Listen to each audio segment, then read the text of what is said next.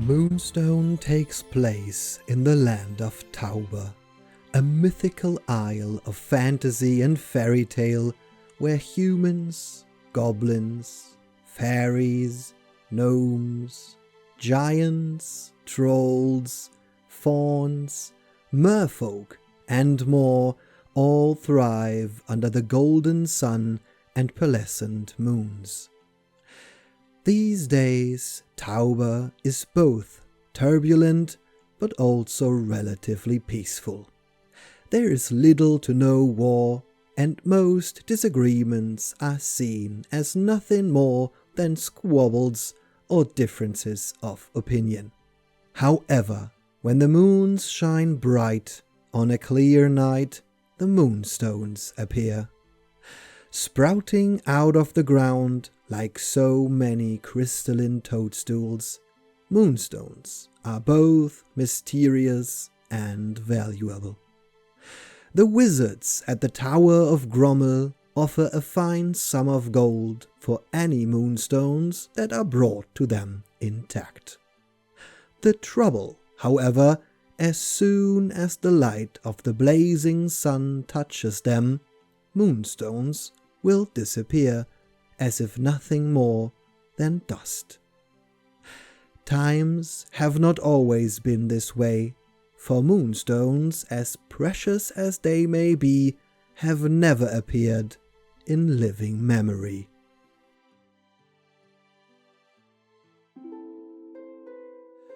The Timeline of Tauber. Long ago, before the moonstones bloomed. In this era, the powers that we know today were no more than fevered dreams of imaginative children. Just like today, Tauber was inhabited by the same mixture of races. But unlike today, each race kept very much to themselves in self-governed territories and communes. Raids and territorial violence were common. The gnomes survived within the northeast of the land, eking out a quiet existence, mining and brewing. Goblin tribes heralded from the isolated eastern Eclipse Isle, while the giants held refuge within their northern stronghold of Fürgenhold. The fairies, under the eternal watchful gaze of Queen Diana, made use of their ancient ley lines from Moonreach in the foot of the mountains. The humans established a home within the kingdom of Stormguard in the south, avoiding the faunish tribes in the southeastern Darkwood. Those who showed a particular proclivity for magic from any race were awarded the title of wizard, and many went to live in the reclusive commune at Grommel. Moonstones bloomed sporadically, appearing for a few years in secluded clusters, then disappearing below the ground, unseen for generations.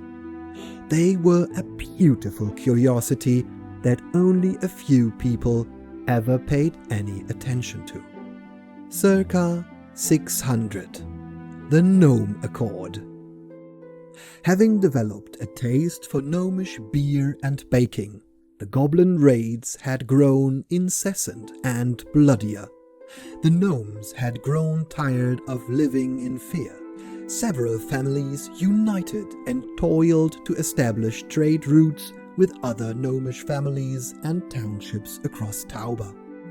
This proved not only profitable but effective at holding the terrorizing goblin tribes at bay, due to the constant flow of income, weaponry, and mercenaries.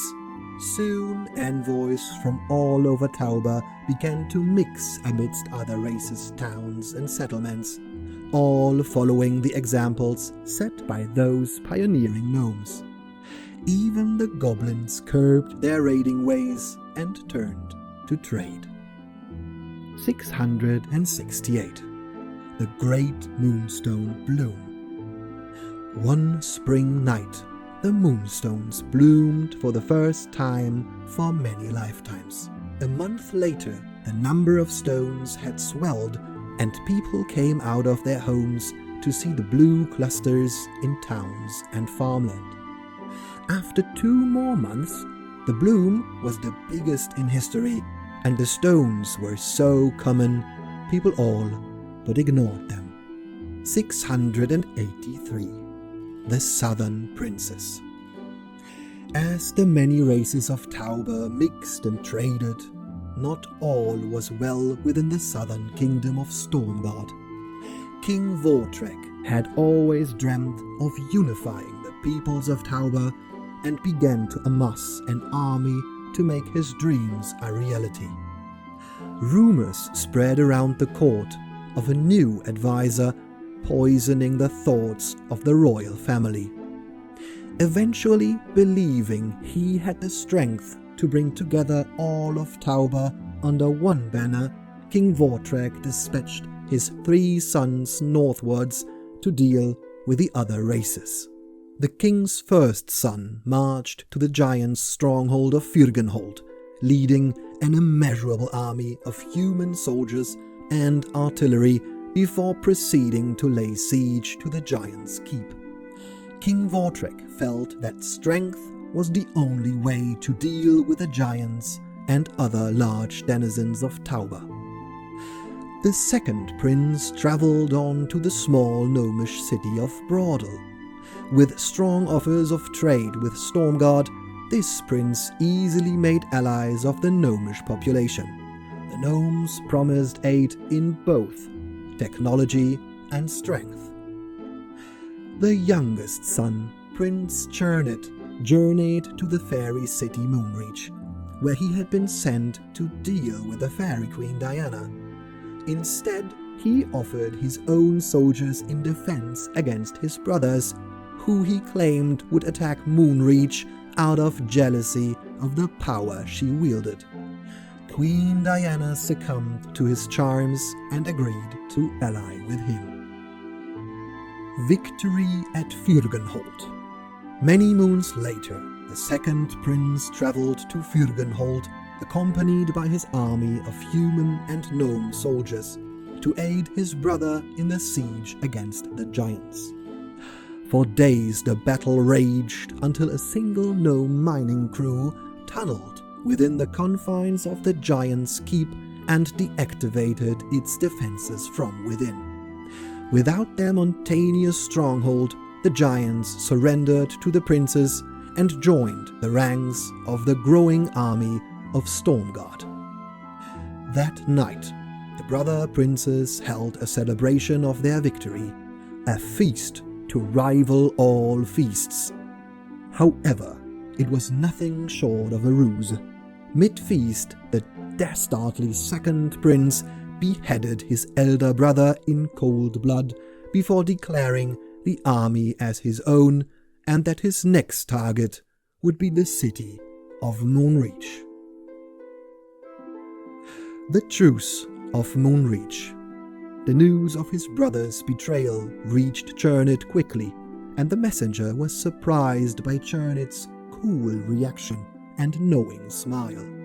He easily persuaded Queen Diana to form a truce with a local tribe of feral goblins, despite it being against her better judgment. Together, they fortified the city of Moonreach in preparation for the arrival of the second prince's army. The Battle for Moonreach. When the army of Stormgard arrived at Moonreach, they were met head-on by combined human, goblin, and fairy forces. Led by Diana and Prince Chernet, their soldiers were filled with an unprecedented fire of determination and held strong despite Stormguard's superior numbers. Nightshade. Seeing that the battle would continue with unacceptable loss of life, the prince besieged both Diana and Chernet to parley. Within the great hall of Moonreach, Prince Chernet tricked both his brother and Diana, poisoning their chalices with an unknown magical concoction. The prince expired within mere moments, unaware that he had even been poisoned, while Diana, a creature born of magic and nature, survived and fled to a secluded treetop palace deep in the twilight glades. Thus, the new fairy city of Nightshade was born. Death on the throne. Prince Chernet claimed both Moonreach and the army of Stormguard for his own. That night, the prince's father, King Vortrek of Stormguard, became deathly ill. He cried out and writhed in his bed from some unknown and vicious malady, dying before dawn. Chernet seemed unsurprised when the news reached him on his throne in Moonreach. Rumors spread across Tauber that it was Chernet who was responsible for his father's death and much of the bad luck that had befallen his family. Those rumors were soon quashed as Chernet extended his control. 687. Dominion. Under the iron grip of the newly crowned king of Moonreach and Stormguard, the new king's armies spread across Tauber. Any who did not submit to the king's rule were put to the blade. King Chernet, intoxicated on power as he took control of the whole of Tauber, declared his new kingdom the Dominion of Moonreach. The Dominion claimed to herald peace and unity. However, it was brutally enforced for all except the human nobles who King Chernet held in high regard. Their charming manner and strict social conventions appealed to the king, and the rich humans quickly earned favored positions across Tauber. Dark magic. Moons turned to years, which turned to generations, and Tauber began to rot from within. The land of Stormguard had fallen to ruin, turning fallow, and had been renamed Bumbleton, a mere shadow of its former glory. King Chernet still sat on the throne at Moonreach, surrounded by the same nobles, and the magic that was keeping them alive did not come without a price. The nobles began to resort to thick makeup and full-face masks to hide their increasingly grotesque appearances. Folk across Tauber whispered of the Moonreach nobility and how their outward appearance reflected their corrupted spirits. 852. The nobility cracks. The Moonreach nobility had always bickered among themselves, and backstabbing was an expected part of their society. Viscount de Fort was particularly cruel, finding great pleasure in destroying the positions and lives of those around him. A favorite of King Chernet, he easily persuaded the king that a whole section of the nobility was plotting to destroy the Dominion. The king, who also enjoyed the chaos brought by infighting, expelled the nobles from court. He stripped back their lands and much of their fortunes, but left their titles in place out of spite and amusement.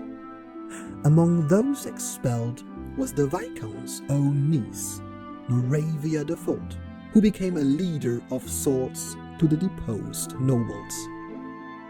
863. A gnome refusal. The Dominion of Moonreach had been the dominant power for longer than almost anyone could remember.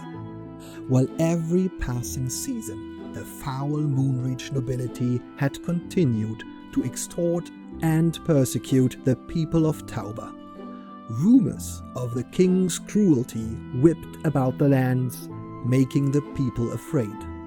All until one day. It began once again with a simple gnome, an old cobbler by trade.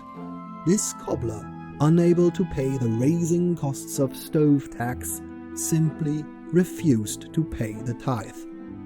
Arrested and dragged all the way to Moonreach, the gnome was hung in a display of public execution. a symbol for those who defied the Moonreach nobility. At the time, no one knew the name of the old cobbler, so he was simply called Old Jack. Rise of the Commonwealth. Old Jack's death shook the gnome populace. Pushed beyond endurance by their treatment, the gnomish people rose, determined to overthrow the shackles imposed by the king and his nobles. The gnomish uprising was joined by surprising allies, as human peasantry from across Tauber joined forces with the downtrodden gnomes. Together, these rebels sparked a civil war where propaganda and guerrilla tactics undermined and interfered with the stability of the king's iron grip. They named themselves the Commonwealth in the hope that Tauber could become a true state of general good for everyone, not merely the privileged elite. 894. The Fall of Moonreach. It all came to a climax on the 31st summer solstice after the start of the war. Turning to the lessons from history, a group of gnomes had dug below Moonreach and laid a series of explosive mining charges. They detonated in unison, and explosions tore across the city, destroying its very foundations. The ground split and swallowed the city, with grinding of stone and screams of those trapped inside. When the dust settled, the city was silent. King Chernet and his nobility were utterly destroyed, and the Commonwealth was triumphant. People across Tauber celebrated for weeks, hailing the solstice gnomes, their heroes. The City of Gold. The Commonwealth abandoned Moonreach and rode southwest to the town of Sunrise. They claimed it as the new capital and built it up into the shining City of Gold as it stands today, renaming it Sunrise City. It was from Sunrise City that the Commonwealth laid claim to all of Tauber, denouncing the dominion of Moonreach. Many celebrated the hope that the Commonwealth brought, but others were wary, having seen the folly of humans before. Moonreach was left to be consumed by the mountains and the forsaken forest, which grew tall over its ruins. It sank deep into the ground, and even though it is almost lost, it is still an unsettling place that many folk avoid. King Chernet, too, has become lost to most. The races agreed that his rule was so terrible, his reign so unnatural, that he would forever be known as the Forgotten King. It's mostly only scholars and those with an interest in history that know much of him now. The wizards emerge. While Sunrise City was being built, messengers from the wizards arrived to speak with the heads of the Commonwealth. Intrigued, the Commonwealth leaders traveled to Grommel to meet with the wizards and discovered that the sprawling commune had been transformed into a vast tower. Twisted beings with equally twisted smiles hosted the Commonwealth leaders. They explained that Chernet had kept them prisoner in the tower, using their magic for his own nefarious purposes and pushing their skills so hard that it mutated their appearance. Eager to be of use to the people of Tauber again, these beings, known as wizards or Elrich, offered to pay a reward for any moonstone that was brought to them intact. The Commonwealth leaders left the tower elated that they had treated with great new allies. 917. The moonstones disperse. As gradually as the moonstones appeared, their numbers decreased. The Elrich desperately gathered the last of the stones, paying vast sums for their bounty. Eventually the stones disappeared altogether, and the people grew afraid that this was a bad omen. 980. A new dominion. History has proven time and time again that power inevitably corrupts. Over time, the Commonwealth's just guidance transformed into demands of the races they perceived as not wholly within their numbers. In direct response to the Commonwealth's growing influence, the previously tribal and warlike goblins of Eclipse Isle united and allied themselves with the usually peaceful trolls of Gribblebuck. They drew the attention of Noravia Default, who hungrily grasped the opportunity for alliance. She now styled herself as the Duchess, though in truth she had scant few retainers and no wealth to speak of, her lands lost to marauding peasants, emboldened by the Commonwealth regime. Under a unifying leader, Goblin King Ridlard, these united races raised a banner in defiance of the Commonwealth, calling themselves the True Dominion. On the night of the declaration, King Ridlard himself travelled to Nightshade to meet with Diana. Keen to regain her position, Diana agreed to join the True Dominion in exchange for a promise that she would be recognized in her rightful position as Queen of the Fae and the equal of the Goblin King. King Ridlard couldn't refuse such a powerful ally, and the two monarchs made a pact to wage war. The Commonwealth and Dominion clashed with magic and steel, beginning a generation-long battle of endless stalemate. 1011. A struggle for the ages. After too many years and far too many deaths, a wary truce between the factions was brokered by the wizards.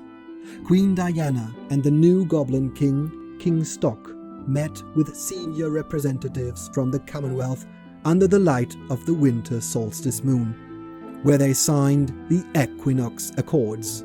In the Accords, they agreed that both factions could issue laws for their own citizens, and the wizards generously offered to act as impartial arbitrators. Macbeth. In order to usher in the new and unsettled peace, the wizards suggested that both factions should commission a new city where neither Commonwealth nor Dominion would reign supreme. Macbeth was founded between the shining Sunrise City and the chaotic Eclipse Isle. Given its location and neutrality, the Commonwealth and Dominion agreed that Macbeth would be declared the capital of all Tauber. It would be home to the Council, which would preside over legal matters, disputes, and any ruling that would impact the people across Tauber. The wizards humbly agree to officiate over the council, acting as arbiters where the need arose. 1145. A continued peace. The unsteady alliance has continued to this day. All of Tauber's races may not fully trust each other, but they have been able to coexist and, in some cases, live and work side by side. However, this new moonstone bloom threatens their peace as troops battle to collect stones for the great wealth offered by the wizards. Records also show that the bloom is as large, if not larger, than the first great bloom of 668, which heralded a time of great change for Tauber.